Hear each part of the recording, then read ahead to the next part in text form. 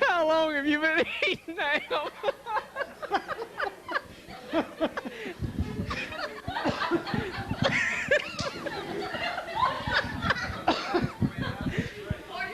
Tell you the truth, we've been eating ham quite a while, but we're going to have to edit this. Gary Jenkins cooks a mighty good ham, you know, and I don't know, I think I ate something like 10, 12 pieces probably. I understand. Yeah. It was, I'd have liked to have had some of the ham. We've been having a little get-together tonight. We had a lot of good supper and stuff to eat. And Gary, what did you bring tonight? Oh, I brought that 40 pounds of ham that you ate. We keep getting back to that ham.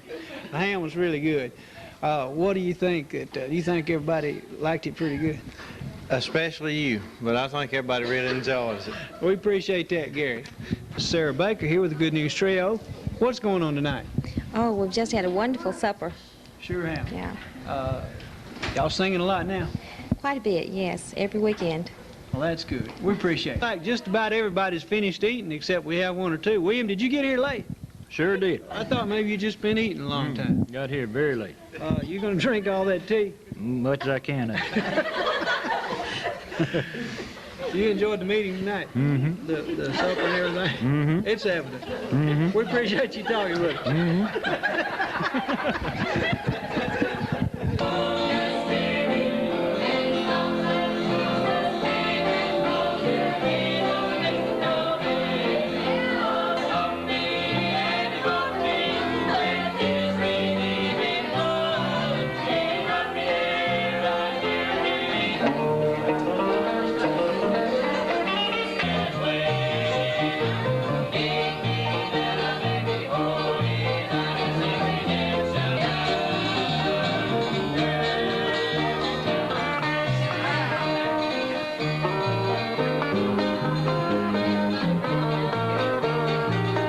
We're talking to Mr. White tonight. Mr. White, tell us what's been going on here.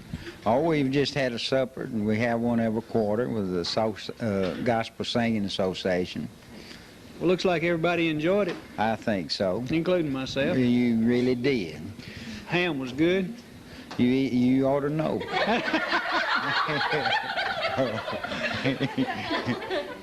When we have these get-togethers, we just do it mostly. Tell us what we do it mostly for. Well, we just want to get together and fellowship with one another and be closer and serve the Lord. Right. Okay, what's the total thing that the Gospel Singers Association, what do we set out to do in the beginning? Well, we set out to have singings and to get the gospel out to all the people we can. Well, I think the association's been doing a real good job, and we appreciate you talking with us here tonight. Thank you. Thank you.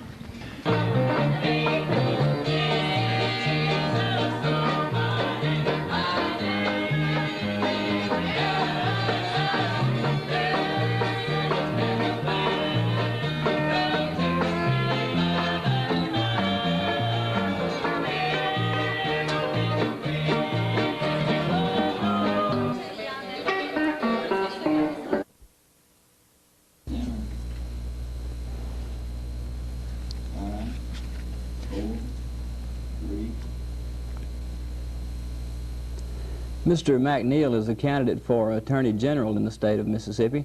We wanted to talk to him just a little bit today and find out, first of all, something about your background, sir. Gene, I was born and raised in Louisville and educated in the public schools there. I attended Mississippi State University, where I received a degree in business, and then the University of Mississippi, where I graduated from law school. After attending law school, I worked with the federal court system as a law clerk with Judge J.P. Coleman, and then I served a stint in the military with the military intelligence branch of the Army. Then I practiced law in Louisville, my hometown, and then in 1975 I was elected district attorney of the 7-county district, of which Louisville is included, which is the second largest district in this state. Then in 1978, I ran and was elected circuit court judge of that same 7-county district. I was reelected without opposition. Now, that's my legal and personal background. All right, as far as the Attorney General's office itself that you are a candidate for, what do you think are some of the more important issues, or what are your feelings about the office in general? Gene, I think it's important that the Attorney General be an effective advocate for the people. I think it's important that he represent the people in matters before the Public Service Commission and utility matters there. I also am going to emphasize the law enforcement aspect of the office, because the Attorney General is the chief law enforcement officer of the state. Having been a circuit judge and having been a district attorney, I know that the people are tired about the increasing crime in this state. Now, the district attorneys out there are the frontline troops. They're the ones that are actually trying the persons charged with criminal offenses. But I think it's important that the Attorney General lend his support to that fight, that he be in the vanguard of it, that he make recommendations to the legislature to improve the criminal justice system, that he lend his resources to local prosecutors and law enforcement officials, and I certainly intend to do that.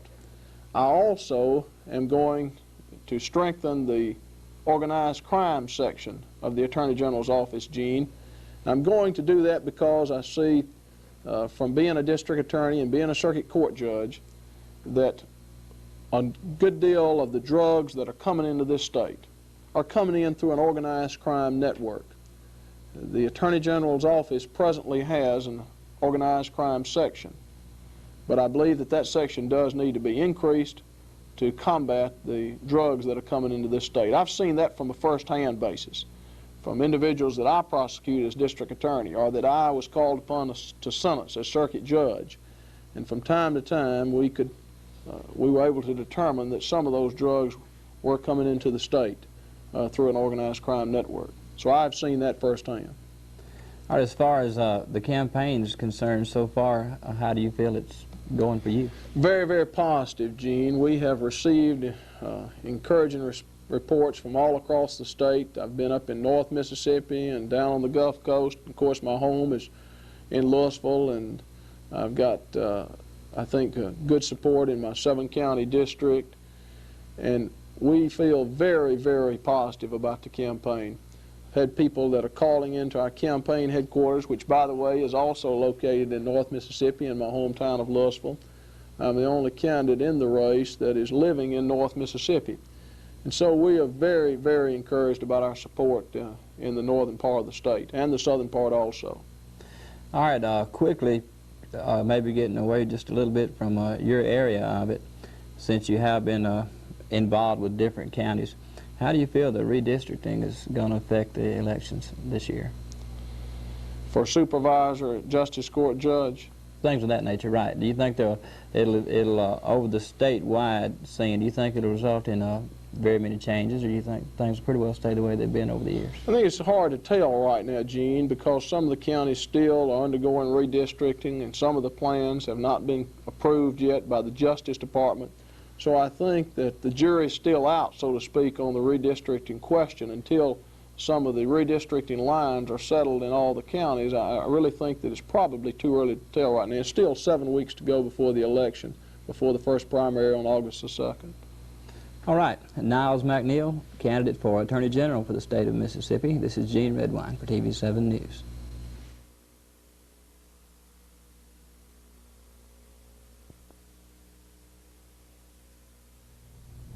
Mr. Lanier Hurdle is a candidate for the Secretary of State's office here in the state of Mississippi. In an effort to familiarize you with him, we'll let him touch on his background briefly. Hey, thank you, Gene. I'm a native of Holly Springs. I've lived there all my life. I'm an attorney. Have been quite active in the real estate development business for the past 10 years. Have been on the State Democratic Executive Committee for 3 years. Was a charter member of the Mississippi Democratic Party Finance Council. Served on Senator John Stennis' statewide campaign steering committee last year, and was a delegate to the Democratic National Midterm Convention in Philadelphia last summer. Okay, if you will, as far as the Secretary of State's office that you're a candidate for, tell us some things that you have in mind for the office, some feelings you have toward it. Well, there's one thing that I want to do that perhaps hasn't been done as much in the past.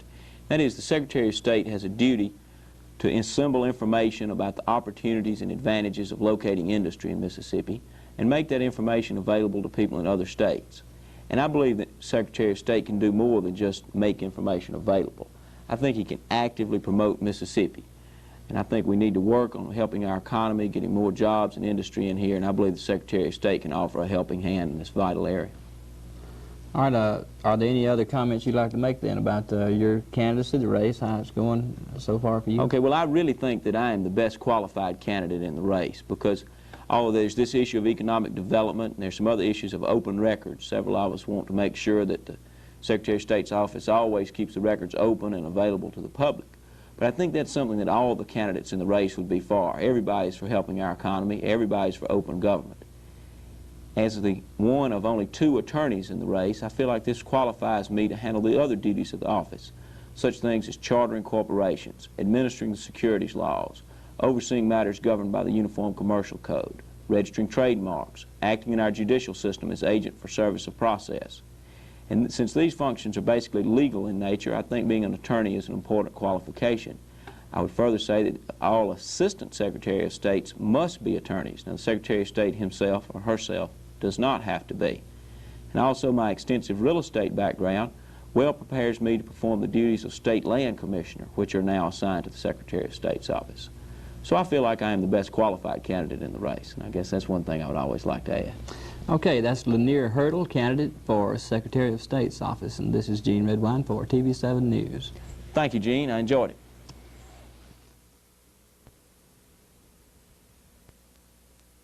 Weather's curled up. Bye. 5, 4, 3. I told you that we would have special guests today, and we do have. They are from the Law Enforcement Explorer Post 55. We want to welcome you gentlemen to Midday today. They've been wanting to be on Midday. I've talked with Judon here. I can't think of his first name. What's your first name? Sammy. Sammy Judon. We always call him by their last name, Judon, because we think that's funny. And what is your name? David Hughes. David Hughes. Well, we certainly are proud that y'all are here with us today, and we want you to tell us a little bit about your organization. All right. Well, we're from Explorer Post 55, Law Enforcement of Bruce, and we exist of 17 members, 10 boys and 7 girls. We have 9 advisors, and most of our duties are to have dispatch, ride along. We take all types of field trips and stuff like that. You say do you get to ride with the policemen, or when they have something big to cover or something, you get to go with them? Yeah. That's very interesting. I didn't realize you got to do that, but that's really interesting. David, what do you do? I dispatch at the police station. You dispatch. That's real interesting. Do you have any future things that you're going to work on to raise money, any kind of projects or anything like that? Well, we had a cake sale here a while back to raise money for uniforms. And we're having a field trip pretty soon. That's just about it right now that we don't work on. We got other duties we perform. Uh-huh. Who is your president? Who is your leader of the Explorer Post? Jeff Snyder. Jeff Snyder, and I'm sure he's a good president, isn't he? Yes, ma'am. Okay, you said your group was, you had how many men? 17 members, 10 guys and 7 girls. Well, that's real good. What do the girls do? Do you know? They are in self-defense now. Oh, my goodness. Okay, well, fill us in a little more about the Explorer Post. I'm not very familiar with it. We have covered the Explorer Post from the hospital, but the Explorer Post from the law enforcement I'm not too familiar with. Do you have anything else to add to it? Well, most of the part of the time, what we now see, we're just working on dispatch and ride along and self-defense, but in the near future, we'll be doing stuff like first aid and all type different. We take field trips. The 25th of this month, we're supposed to go bowling up at Oxford. And in the near future, we're supposed to have a basketball game. We hadn't got it scheduled up yet. But what we'll do, we'll probably sell outdoor tickets to raise money to get, we're trying to raise money to get us some uniforms and patches. Uh-huh, that's real interesting. And your ball game will be to raise money for these things. Yes, it will. Okay, will you still have this when school starts back? Will you still be in the Explorer Post and report for duties? Or? Yes, we will. It'll last all the year round. So you hold a position, are you an officer in the Explorer Post? No, me and David, we're just members, but most we have stuff like secretaries, president 1 and 2, type stuff like that, and treasurer. Okay, Sammy, can you tell us a little bit about the Explorer Post? Do you have anything to add to Sammy's, what he had told us? No, well, it's just basically what he told us, and we really work with CPR, and we know how a little bit reported and different things, and a little accidents will happen now and then. Well, I know both of you are having a real good time, and I know that you're learning a lot, aren't you? Yes, ma'am. Well, that's real good. Well, do you have anything else to add before we go? No, ma'am. Okay, then. We've enjoyed talking to these two boys from the Explorer Post 55. And if you have any questions or anything that you would like to know, I'm sure they'd be glad to fill you in. So you stay tuned to Midday, and we'll be right back.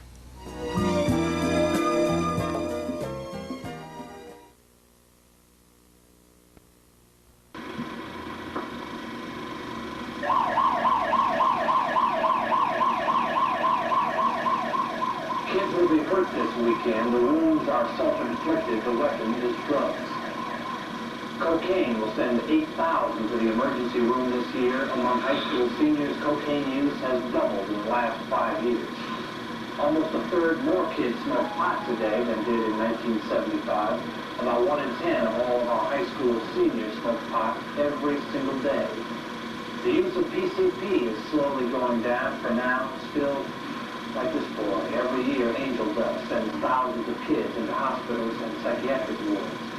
The use of the sedative methaqualone, luge, the kids call it, has been steadily rising since 1978.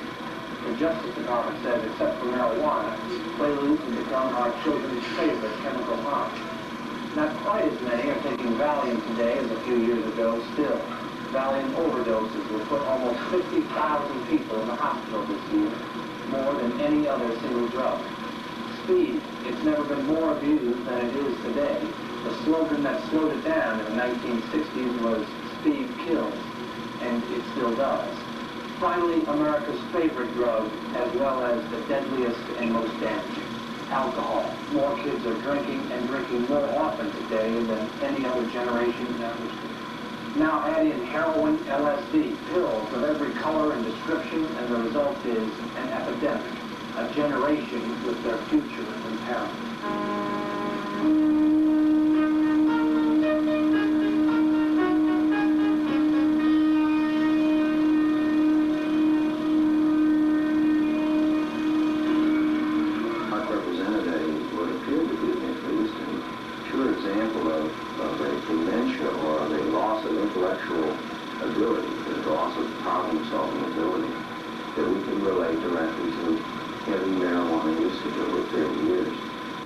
Chief, tell us just a little bit about what the film is about to start with. Well, the title of it's Epidemic, and it's about kids, drugs, and alcohol. What are some areas that it deals with in particulars? Well, it shows that drugs are readily available through the news media, by the commercials they see on television, beer commercials, pain pills, etc., stuff like that on TV. All right, I understand you'll be showing it throughout this week. You want to touch on that? Yes, we'll show it anytime we have 3 or 4 people come in. We'll have it set up here in the courtroom all week long. All right, and I believe this is a part of the Explorer Post. That's right. It's going to be one of the projects, a continuous project thing that we'll be working on, informing the general public on drugs. All right, well, thank you for talking to us, and encourage everybody to come on down to the Bruce Police Department and give Chief Hensley, Jeff Snyder, some of the people involved with the Explorer Post, and they'll be glad to let you view this real good film, Kids, Drugs, and Alcohol Epidemic. This is Gene Redwine for TV7 News.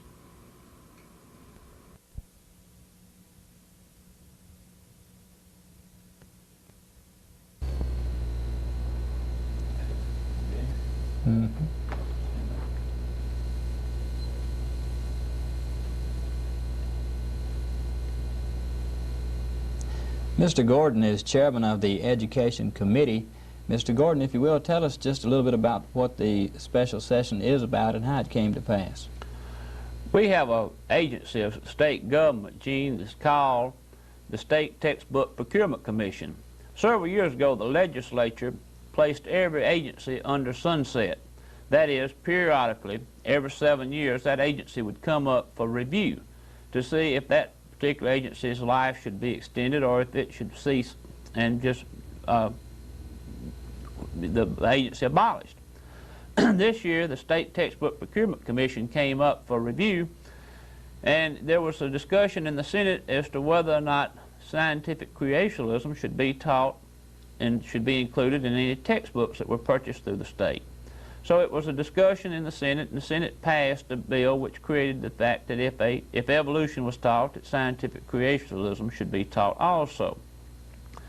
Well, the House refused to take up the bill. So the governor told me that said, well, if we'll just pass the appropriations bill, the $5.8 million appropriation bills to take care of the textbooks for the children, then he could set the agency up under executive order and just let the statutory creation of the Textbook Procurement Commission cease. Well, after we got home from the session, the governor's staff researched and found out that the appropriation bill was tied to the bill which extended the life of the Textbook Procurement Commission. It was felt that the Attorney General was going to rule that the money could not be spent for textbooks, which brought about the necessity to have a special session. So in order for us to have textbooks for our school children in this state, the $5.8 million, it's necessary for us to go down and to pass the bill recreating the life of the Textbook Procurement Commission, or either take that particular language out of the appropriations bill which ties it to that particular bill to spend the money. So that's what brought about the controversy of why we're having to go back in special session. Of course, there's been a lot of people that have been legislators around Jackson and wanted to include some flood legislation. They want to put together about 3 different flood control districts under one. But it's felt like now that we will just go down there just for the one day and pass the money for the textbooks.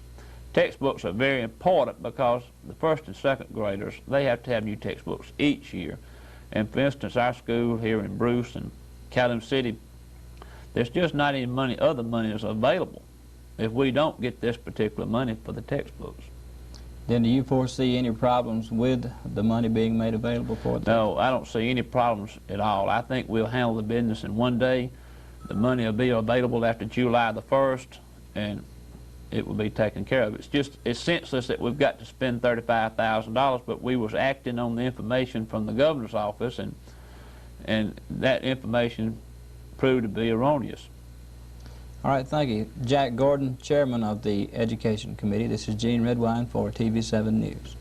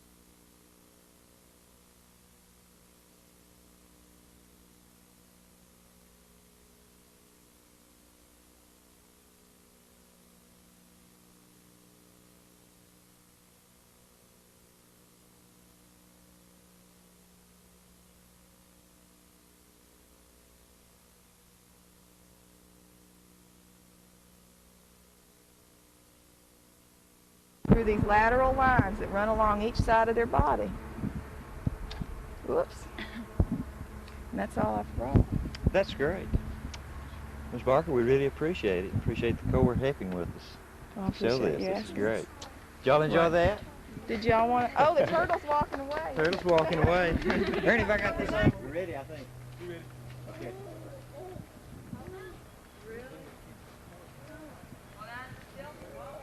Okay, what we've got bare soil and soil with a protected cover. All right, let's just look at this and say, all right, this is a raindrop. All right, when it rains on this bare soil, that raindrop hits the ground and it pounds against the soil, and all these little particles breaks up. So what we're going to try to show you is how a protective cover can keep your soil from eroding, or just, in other words, you might want to refer to it as just bare dirt then.